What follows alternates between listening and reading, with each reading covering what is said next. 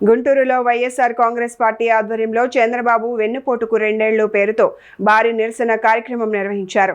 గుంటూరు తూర్పు నియోజకవర్గంలో బ్రహ్మానందరెడ్డి స్టేడియం నుంచి వైఎస్ఆర్ విగ్రహం వరకు భారీ ర్యాలీ చేపట్టారు. ఈ కార్యక్రమంలో వైసీపీ నాయకులు, కార్యకర్తలు, అభిమానులు, అలాగే మెగా డిఎస్సి సూపర్ 6 హామీలపై అసంతృప్తి వ్యక్తం చేస్తున్న పలువురు పాల్గొన్నారు. ఈ సందర్భంగా గుంటూరు నగర వైసీపీ అధ్యక్షురాలు షేక్ నూరి ఫాతిమా మాట్లాడుతూ ముఖ్యమంత్రి వెన్నుపోటుకు బ్రాండ్ అంబాసిడర్ అని విమర్శించారు. ఎన్నికల హామీల అమలులో ప్రభుత్వం విఫలమైందని ఆరోపించారు. ముందుగా అందరికీ నమస్తే, అస్సలాము వందనాలు. ఈ రోజు మరి కూటమి ప్రభుత్వం వచ్చి 2 ఏళ్లు వెన్నుపోటుకి ఒకే ఒక బ్రాండ్ అంబాసిడర్ ఎవరైనా ఉన్నారు అని అంటే అది చంద్రబాబు నాయుడు గారు మాత్రమే. ఎందుకంటే ప్రతి ఒక్క రాజకీయ జీవితం మొదలు పెట్టిందే ఆయన వెన్నుపోటుతో. మొన్నటి వరకు వాళ్ళ మామగారిని వెన్నుపోటు పొడిచి ఈ టీడీపీ పార్టీని ఆయన కైవసం చేసుకున్నారు. దాని తర్వాత వివిధ రంగాల్లో ఆయన ఎదగటానికి, చేయటానికి ప్రతి ఒక్క సామాజిక వర్గానికి ప్రతి ఒక్కరిని వెన్నుపోటు చేసుకుంటా వచ్చారు. గతంలో 2014 నుంచి విభజన అయిన తర్వాత 2014 నుంచి 2019 వరకు కూడా అప్పుడు కూడా వెన్నుపోటు జరిగింది. కానీ ప్రజలకి అర్థం కాలేదు. ఆయన అర్థమయ్యేటప్పటికే జగన్మోహన్ రెడ్డి గారికి అవకాశం ఇచ్చారు. దాని తర్వాత జగన్మోహన్ రెడ్డి గారు హామీలు ఇచ్చారు.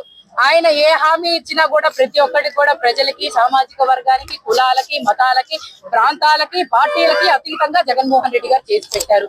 అదే విధంగా 40 సంవత్సరాల ఇండస్ట్రీ ఉన్న చంద్రబాబు నాయుడు గారు చేస్తారని చెప్పి మోసం చేసి ఈ రోజు ఆయన అలిమి కాని హామీలు ఇచ్చి ఈ రాష్ట్రాన్ని ముంచేశారు.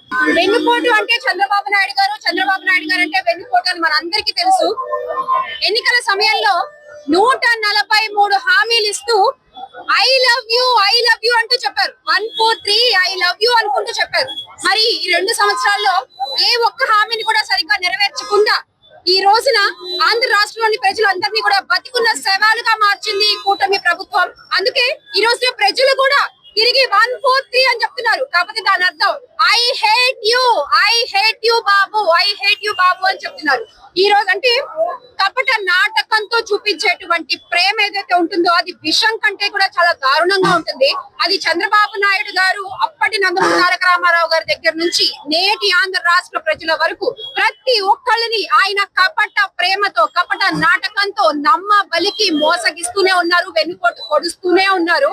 ఆడబిడ్డ నీతి అంటూ మరి మహిళలందరికీ కూడా వెన్నుపోటు పొడిచారు. 2 ఏళ్లలో ఒక్కరికి కూడా న్యాయం జరగలేదు. తల్లికి వందనం అంటూ స్కూల్కి వెళ్లే పిల్లలకి వెన్నుపోటు పొడిచారు. నిరుద్యోగ భృతి అంటూ యువకులకి వెన్నుపోటు పొడిచారు.